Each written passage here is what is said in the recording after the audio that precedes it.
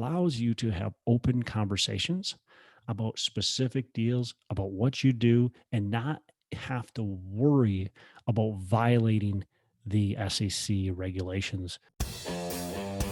Hello and welcome to Pillars of Wealth Creation, where we talk about creating financial success with a special focus on business and real estate. I'm your host, Todd Dexheimer. Now, let's get to it. Hello and welcome back to Pillars of Wealth Creation. I'm your host, Todd Dexheimer. With me on this beautiful Wednesday, we got Matt Jones. Matt, how are you doing today? I'm doing great. How are you doing, Todd? I am fantastic, man. Well, another gorgeous day, and we're just going to talk a little bit of real estate. I don't know. We usually don't talk real estate, do we? No. We usually talk about cooking. I love to cook and all my favorite recipes.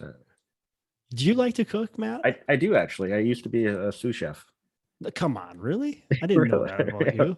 Really? What life was that in? Jeez, I didn't know that. I am a horrible cook. Here's what I do when I cook, and then this is bad. And I'm aware of the problem. I just can't fix the problem.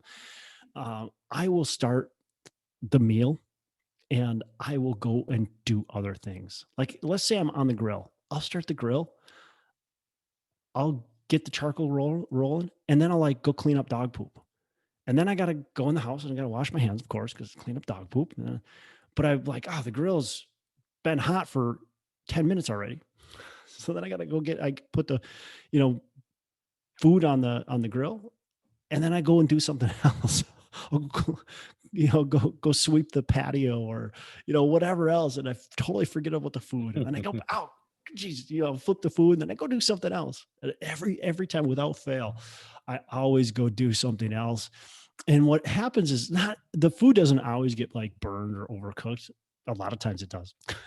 Sometimes the food tastes okay. What ends up happening is my wife says, Todd, what kind of veggies did you cook? Oh, I totally forgot about the veggies. Do you have any bread? Oh shoot, I forgot about that. What are we going to have to go with it? You cooked this, but what's going with it? Yeah, I totally forgot. I don't know what's going with it. Did you cook the potatoes? Oh shoot, how long do the potatoes take? Well, they take longer than the meat you just cooked. Oh, well, I guess we're gonna have potato chips. So that's how I cook. Really bad. So, but let's talk real estate, man. Let's do it. I could talk cooking, but I love real estate even more. So. Good stuff. I didn't know you were a chef. That's fun. You're gonna have to whip me up some good stuff. Sure. Cool. So what are we talking about today, Matt? So we're going to talk about 506B versus 506C with real estate syndication. Yeah. So real estate syndication, so real dummy version, is basically we're pooling people's money together, right, to buy an asset. So in real estate, we're pooling people's money together to buy that piece of real estate. In my world, it's typically multifamily or assisted living that we're buying, and we're actually doing a flex space as well. But for the most part, assisted living or multifamily, and we're going to buy a 100, 200, 300, 400, whatever it is, unit apartment complex. And so I don't have the capital to buy it myself. I don't have let's call it $5 million sitting in the bank. So I got to go out to my network, my friends, my family, acquaintances, people I've met, people that have called me, they listen to this podcast and they call me up and say, hey, I'd love to invest in one of your deals. We have a good conversation. So those are the people that come in and they put, their money in 50 or 100 or 500, whatever it might be, $1,000. And we all buy the property together. And so that's essentially what we're talking about. And there's several different types of offerings. We're going to specifically focus on two of them, the 506B and the 506C. Now there's variations off of both. There's a 504, there's a, there's reg, they're all under reg D, but there's a, I don't know. There's many different types of offerings that are essentially publicly, not publicly traded, but you are able to publicly advertise, and then the other ones that you're only able to privately talk about. Yep, and both are excellent ways of raising money for a syndication, but it just all depends on what your investor base is and I guess how you want to structure things. Yeah, absolutely. And one of the reasons why I was like, hey, we should talk about this. I just had a phone conversation. So now I have an investor relations person, which is actually my beautiful wife.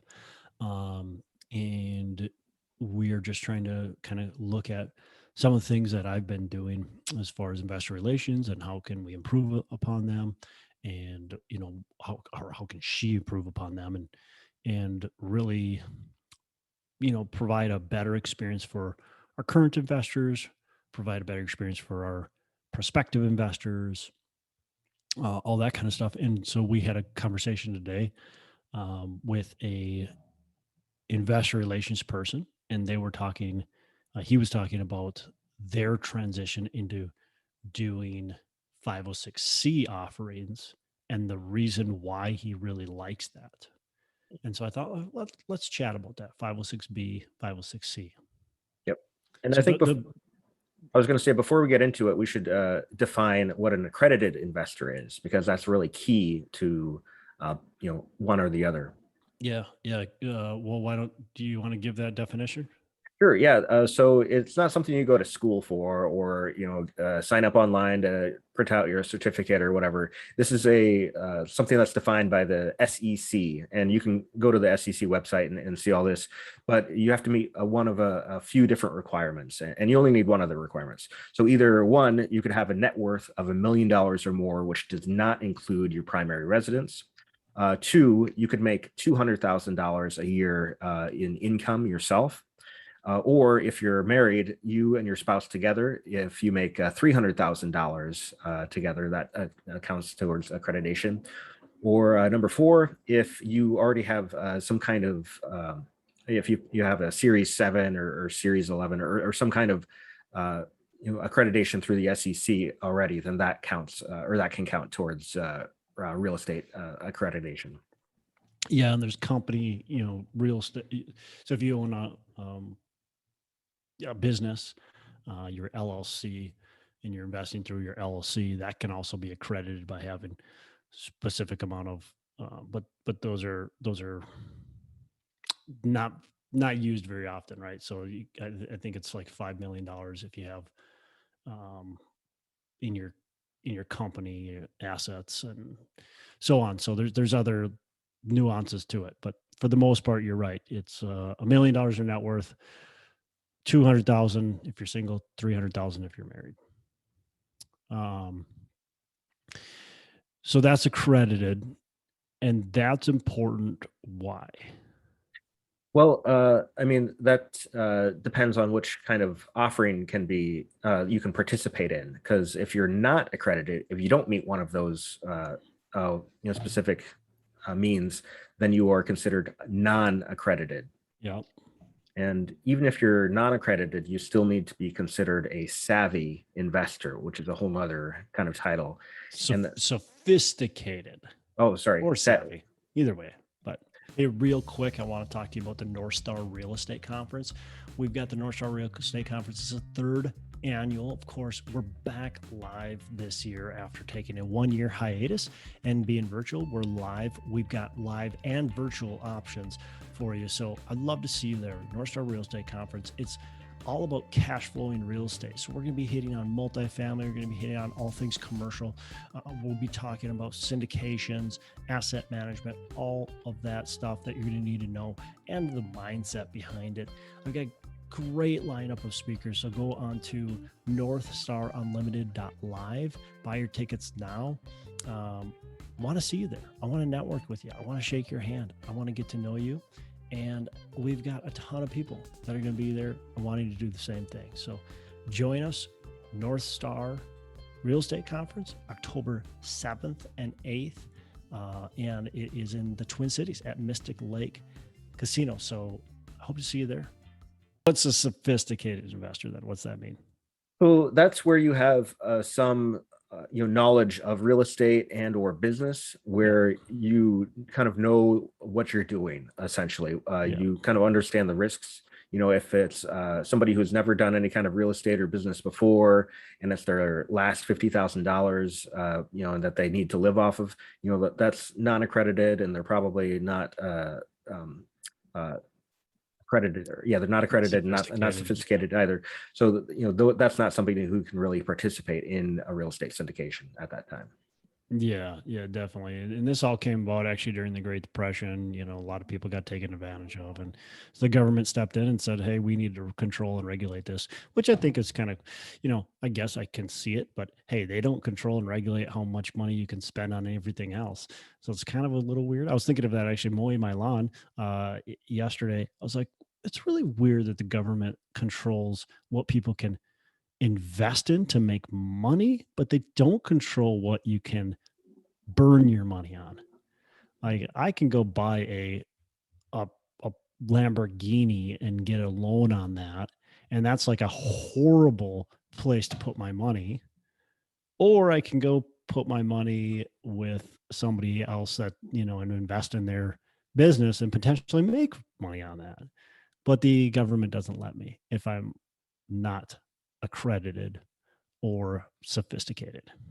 So, really interesting. The other thing with the 506B, so the 506B is the private offering. You can't solicit it. You have to know people that are investing in it. You have to know them. You have to have a pre-existing relationship with them, a substantial pre-existing relationship. I can't just meet you, Matt. You and I couldn't meet today, and then tomorrow I couldn't just talk about the deal and say, do you want to invest in it? Right. Mhm. I couldn't specifically meet with you for the purpose of talking about the deal if that was the first time. Yep. So that's the B, is we can't advertise at all. And but with the B, we can take non-accredited, sophisticated investors, but we can only take up to 35 of them in our deal. Why the regulation for limiting? No clue. Honestly, it doesn't make any sense to me. Maybe somebody out there has a reason for it, but it doesn't make sense to me. But either way, that's the rule. You can only have up to 35. And again, they have to be sophisticated. And there's no limit to the accredited investors that you can take with 506B. There's no limit to accredited investors with either 506B or C. The other nice thing is the accredited investors, the only thing they have to do is check a box to say they're accredited. They don't have to go through a verification process. Their CPA doesn't have to sign a piece of paper, nothing. So we have what's called a subscription agreement, and we give everybody a subscription agreement. And within that subscription agreement, there's just some language in there that says, basically, are you accredited? And how are you accredited? So $1 million net worth, check, boom, done. That's it. I don't have to verify it. Now, if I know they're not, I'm going to say, hey, you checked the wrong box. I need you to check a different box. I just had an investor recently. I'm like, are you sure that fits? And like, they're like, yeah, I do have that net worth. I'm like, oh, well, that's awesome. I had no clue. So just wanted to verify. Yep. And I think 506B is a great way to raise money if you are doing it from your friends and family. Unless you have a couple homes in the Hamptons, then your friends and family probably are accredited already. Yeah. And for me, I've done pretty much all 506B for a couple of reasons. I've got some investors that I don't think want to go through that accreditation process. I know they don't want to. And then the other thing is I get non-accredited investors in every single one of my deals, and I'm able to raise a pretty substantial amount of money with my non-accredited investors. So I want to be loyal to them, and I want to continue to allow them to come into my deals. Or if I do a 506C, I'm now no longer able to allow them into my deals. So let's talk 506C and why that would be, something we would want to do. Well, if you are, just looking at like high net worth individuals, and you want to raise, a larger amount of money, then you might need to really focus on them. And it's great because you can advertise. I mean, you can take out billboards, TV ads, Facebook, LinkedIn. You can advertise on all of those. But you can only take accredited investors for 506c. Yeah. Yeah. So they have to go through a process. Their CPA, has to verify them. There's third party, typically, like you're going to use a third party. It's a pretty easy check, but they have to go through a verification process. Now it's good for 5 years now. And I might be wrong, so don't quote me on that. You'd have to talk to your security attorney, but it used to be only good for a very short period of time. Um, and so that's changed. So it's actually a lot more convenient now. One of the biggest pros, as you already mentioned, with the 506c or an advertisement or offering I can publicly advertise, is I can publicly advertise it. Now, with that said, I was like the person I was talking to said the same thing. You're not going to get 80% of the people that are going to invest in your deal. You're going to actually have a phone conversation with them or more. Very few of them are going to just invest with you because of a Facebook ad or a LinkedIn ad or anything like that. But what it allows to do is allows you to have open conversations about specific deals, about what you do, and not have to worry about violating the SEC regulations. Because if you're doing a 506B type offering, you have to be careful who you talk to, how you talk. You just have to be careful about what you say because you don't want to jeopardize your investments and you don't want to jeopardize your current investors. Where with the 506c, you can kind of shout it out on the rooftops, right? You can tell people what you're doing and you're not worried about it. You can advertise on Facebook. You can put it on Bigger Pockets. You can talk about it on podcasts. You've got a couple deals under contract and you're doing 506Bs and you are a guest on somebody else's podcast, you can't talk about that deal. Somebody says, "Hey, what kind of stuff do you have going on right now?" You can say, "Well, yeah, we have a couple things that we're working on, blah blah blah." You can't say, "Well, yeah, we've got a 320 unit under contract in Dallas and blah blah blah, and we're raising $8 million for it." You can't say something like that if it's a 506B. It's 506C, yeah, no problem. Well, what are the consequences if you do put a Facebook ad out for a 506b offering? Yeah, fines. I mean, fairly heavy fines too. Um, up to a few $100,000 worth of fines. And so, yeah, you definitely don't want to do that. It's pretty easy to track a Facebook ad. So you got to be careful. And that's the other thing is I see it. I see people putting it out there like, "Hey, I'm raising money for a deal. Anybody know anybody?" Well, that's illegal. You can't do that. Where if it's a 506c, you could do that. You could say, "Hey, I got a deal under contract. We're raising money. Anybody knows anybody, send them my way." That's acceptable, right? But if it was a 506b, you couldn't do that. And any money that you got jeopardizes the deal. I couldn't, Matt, if you looked at my deal, I know you, right? And I sent a 506b to you. You could look, I could send it to you. I could talk to you about it. You and I could talk about it all day long, no problem. You could invest in it. But if you go, "Hey, my Aunt Betty has a bunch of money and she wants to invest in your deal. Can she do that?" Technically, I would have to say, "Well, I'd love to talk to you, Aunt Betty, about what we do. But unfortunately, she doesn't meet qualifications to invest in this deal because we don't have a pre-existing relationship."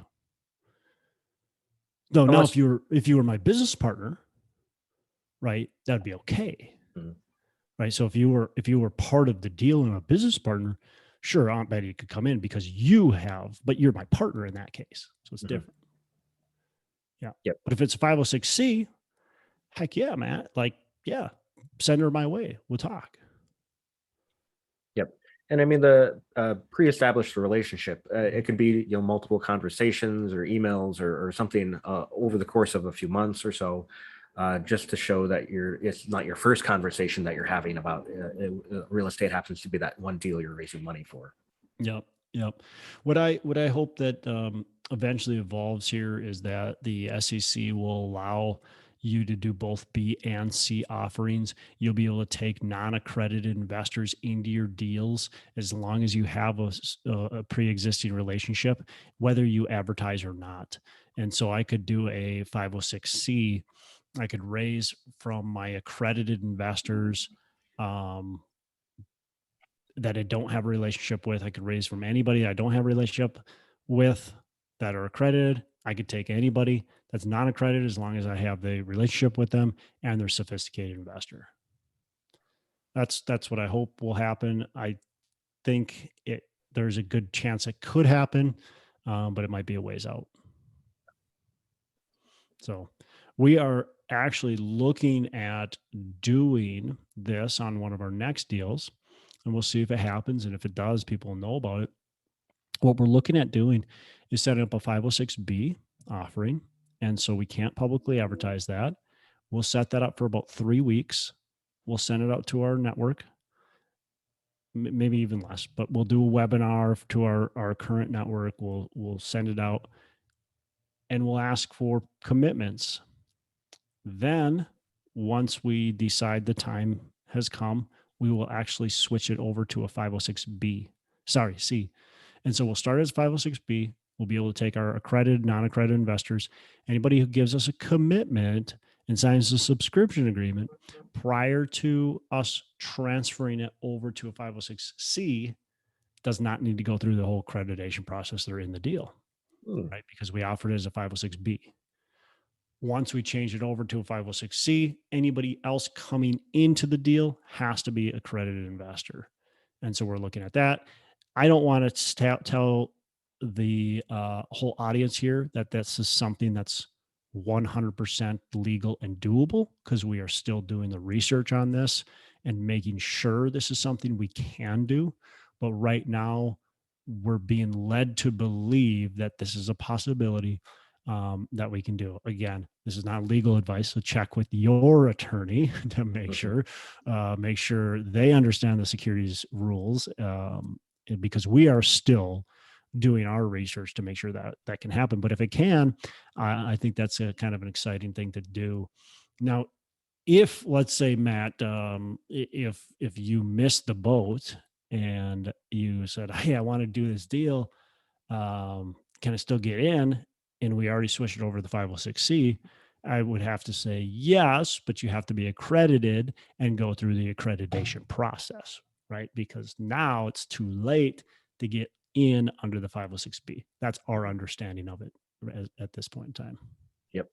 Well, one thing I forgot about accreditation is if you're doing the income of 200,000 if you're single, or 300,000 if you're married, that has to be over 2 years, or Yes. like 2 years in a row of that And income threshold. it has to be going forward too. So if you're aware that your income is going to drop substantially, you're not supposed to be checking the box. Like, let's say you quit your job or something like that, you shouldn't be checking that box. Yeah. Well, for anyone who's out there who's considering 506B versus C, Todd and I, we are not attorneys, so make sure you consult with a syndication attorney to make sure you're following the laws and not committing any white collar crimes. Yeah, and that's a good thing to say, because the securities attorney is very important versus just a regular attorney or even a real estate attorney. You want to make sure you have a securities attorney, somebody who really understands securities laws versus just somebody who understands real estate laws and thinks they know a little bit about securities. So make sure you're consulting with the right person to not cross that boundary, because I don't know about you, Matt. I don't want to spend any time in jail. It just doesn't seem to fit my personality very well. Or a fine of $500,000 would kind of hurt as well. Yeah, I really don't want to pay big fines either. Yeah, and if you set up a syndication wrong, then if you get called out by the SEC, you might have to dissolve the syndication.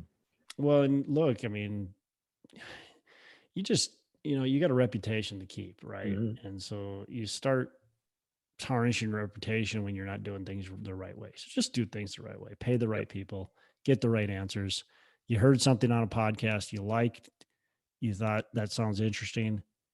don't just assume that that was all the answers. Make sure you talk with the right person. We've given a lot of information today, but as you said, consult with your securities attorney and make sure that any advice that, and nothing that we've given is advice. It's just information that we have knowledge about or understanding about from our sources. So Mhm.